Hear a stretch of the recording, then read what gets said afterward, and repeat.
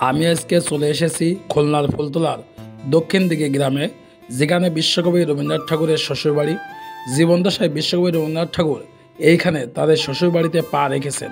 It is really unbelievable that we will be able to visit the father in law house of Rabindranath Thakur. So viewers, please visit our বিশ্বকবির শ্বশুরবাড়ি as soon as possible and know many unknown things of our history by watching at home. Hi everyone, welcome back to my Facebook page and another blog video. আমরা এখন আছি Khulna Jessore highway রোডে। রবীন্দ্রনাথ ঠাকুরের শ্বশুরবাড়ি যাওয়ার জন্য প্রথমে আমাদের যেতে হবে ফুলতলা বাজারে। খুলনা হতে ফুলতলা বাজারে যাওয়ার সহজ মাধ্যম হলো সোনাডাঙ্গা থেকে বাসে উঠে কুষ্টিয়াগামী যে কোনো বাসে উঠলে আপনাদের ফুলতলা বাজারে নামিয়ে দেবে এবং ভাড়া নেবে পার পার্সন 20 টাকা করে। অন্যভাবে যাওয়ার জন্য আপনাদের চলে আসতে হবে শিববাড়ি মোড়ে। সেখান থেকে সিএনজিতে করে পার পার্সন 20 টাকা ভাড়া দিয়ে আপনাদের চলে আসতে হবে ফুলতলা বাজারে। ফুলতলা বাজার থেকে সামনে এগিয়ে গিয়ে দেখতে পেলাম বড় করে লেখা বিশ্বকবি রবীন্দ্রনাথ ঠাকুরের শ্বশুরবাড়ি। সেখান থেকে ডানি মোড় নিয়ে গ্রামের ভিতর দিয়ে 2 কিলোমিটার যাওয়ার পরে আমরা পৌঁছে গেলাম দক্ষিণ দিকে গ্রামে। আর সামনেই দেখতে পাচ্ছেন বিশ্বকবি রবীন্দ্রনাথ ঠাকুরের শ্বশুরবাড়ি। বাড়ির সামনে মাঠে গাড়ি পার্কিং করে চলে গেলাম টিকিট কাউন্টারে। টিকিট কাউন্টারে এসে দেখতে পেলাম দেশি পর্যটকদের জন্য 10 টাকা, শিক্ষার্থীদের জন্য 5 টাকা এবং বিদেশি পর্যটক যথাক্রমে 50 টাকা করে। আমরা 3 জন ছিলাম, তাই 3টা টিকিট নিলাম। তারপর টিকিট কাটা শেষে চলে যাচ্ছিলাম ভিতরে। ভিতরে যাওয়ার রাস্তাটি অনেক সুন্দর ছিল আর পাশে বড় করে ছিল একটা বাগান। সেই বাগানের ভিতরে প্রবেশ করছিলাম, গেটের উপর লেখা ছিল মাধবীলতা। বাগানের ভিতরে আসার পরে এই জায়গাটা পার্সোনালি আমার কাছে অনেক ভালো লেগেছে। 100 বছর বয়সী আম গাছের উপর কাঠ দিয়ে সুন্দর করে একটা টং তৈরি করা হয়েছে। আমরা তার উপরে উঠলাম। এই ঘরের উপর উঠে বিশ্বকবি রবীন্দ্রনাথ ঠাকুরের শ্বশুরবাড়ির পুরো এরিয়ার একটা ভিউ পাওয়া যাচ্ছিল, যেটা সত্যি অনেক সুন্দর ছিল। দেন আমরা চলে আসলাম বাড়িটির মেইন গেটে। মেইন গেট দিয়ে ভিতরে প্রবেশ করার সময় দূর থেকে দেখতে বাড়িটা সুন্দর ছিল। দক্ষিণ দিকে গ্রামের বিনিমাধব রায় চৌধুরীর মেয়ে ভবতারিণী তথা ভিনিকে রবি ঠাকুর দেখেন। রবি ঠাকুরের পছন্দ হয় পরের বছর 1873 সালে খুব ধুমধাম করে তাদের বিয়ে হয়। বিয়ের বছর ভবতারিণীর নাম হয় মৃণালিনী দেবী। আর সেইখান থেকেই রবি ঠাকুরের শ্বশুর বাড়িটি খুলনা জেলার ঐতিহ্যের একটা জায়গায় পরিণত হয়েছে। তারপর আমরা চলে আসলাম মেইন গেটে।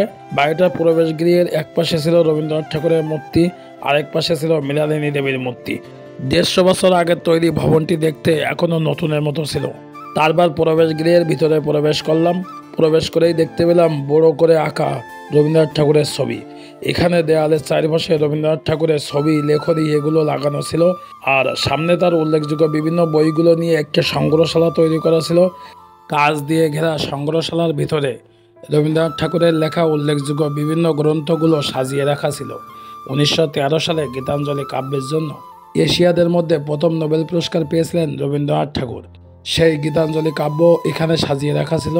তার এই কাব্যগ্রন্থগুলো বাংলা সাহিত্যের অনেক অজানা বিষয় জানার সুযোগ করে দিয়েছিল। নিচের তলায় ছিল 2টি রুম। একটা রুম আমাদের দেখা শেষ হয়ে গেল, তারপর আমরা চলে গেলাম অন্য রুমে। আর এই রুমে এসে দেখতে পেলাম তৎকালীন সময়ের বিভিন্ন গুরুত্বপূর্ণ মনীষীদের ছবি চারপাশের দেয়ালে সুন্দর করে শোভা হয়েছে, যেটা দেখে আমরা বিভিন্ন সময়ের ইতিহাস ঐতিহ্য সম্পর্কে জানতে পারলাম। বাড়িটা যেহেতু দোতলা ছিল, নিচের তলায় আমাদের দেখা প্রায় শেষ হয়ে গেল। তারপর সিঁড়ি বেয়ে চলে আসলাম উপরে। সিঁড়িটা যথেষ্ট ভালো ছিল এবং সিঁড়ি বেয়ে উপরে উঠেই দেখতে পেলাম মৃণালিনী দেবীর ছবি। ছবিটাও অনেক বড় করে আঁকা ছিল। মৃণালিনী দেবীর ছবিটি দেখার পরে আমরা চলে আসলাম রুমের ভিতরে। আর এসে দেখতে পেলাম রবীন্দ্রনাথ ঠাকুরের আরও বেশ কিছু লেখনী, তার বিভিন্ন চিত্রকর্ম, তার বিভিন্ন সময়ের বিভিন্ন লেখা আছে, যেগুলো ব্রিটিশ বিরোধী আন্দোলনে অর্থাৎ ভারতীয় উপমহাদেশের স্বাধীনতার সাথে ওতপ্রোতভাবে জড়িত। আর এইগুলো দেখার মাধ্যমে আমরা ইতিহাসের অনেক অজানা জিনিস জানতে পারলাম, যেগুলো হয়তো বই পড়ে কখনো জানা সম্ভব ছিল না। এইখানে এসে সেইগুলো জানতে পারলাম। তারপর আমরা চলে আসলাম বাড়িটার যে মেইন আকর্ষণীয় জায়গা অর্থাৎ বারান্দাতে। বারান্দায় দাঁড়ালে পুরো বাড়িটার একটা ভিউ এনজয় করা যাবে। উন্মুক্ত বারান্দা আর সামনে গাছগাছালির হাওয়া বারান্দায় দাঁড়ালে আপনার মন জড়িয়ে দেবে। আর উন্মুক্ত খোলা বারান্দা থেকে বাইরের দৃশ্য দেখতে অনেক বেশি ভালো লাগতেছিল। আর এইখানে বারান্দা দাঁড়ানোর পরে কত সুন্দর একটা ফিল অনুভব হবে সেটা আপনারা দর্শনার্থী দেখলেই তো বুঝতে পারছেন। আর এটাই ছিল বিশ্বকবি রবীন্দ্রনাথ ঠাকুরের শ্বশুরবাড়ি, যেটা আমাদের খুলনার ঐতিহ্য। যারা এখনও রবীন্দ্রনাথ ঠাকুরের শ্বশুরবাড়ি আসেন নাই তারা একবার হলেও চলে আসুন। আর এইখানে আসলে আপনারা বাংলা সাহিত্যে অনেক অজানা জিনিস জানার সুযোগ পাবেন। সবাই ভালো থাকবেন, ধন্যবাদ সবাইকে।